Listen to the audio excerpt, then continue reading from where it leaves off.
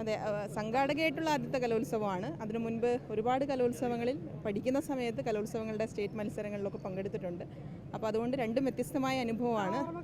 അതെ, തീർച്ചയായിട്ടും ആ ഓർമ്മകളൊക്കെ ഉണ്ട്. രണ്ടും വ്യത്യസ്തമായ അനുഭവമാണ്. മറ്റേത് നമ്മൾ മത്സരിക്കാൻ വേണ്ടി മാത്രം ഉള്ള ഒരു കാര്യമാണ്. ഇതിപ്പോൾ സംഘാടകരുടെ ഭാഗത്ത് നിന്ന് ചിന്തിക്കുമ്പോൾ കുറച്ചുകൂടി കാര്യങ്ങൾ ചെയ്യാൻ വേണ്ടി കഴിയുന്നു എന്നുള്ളതാണ്.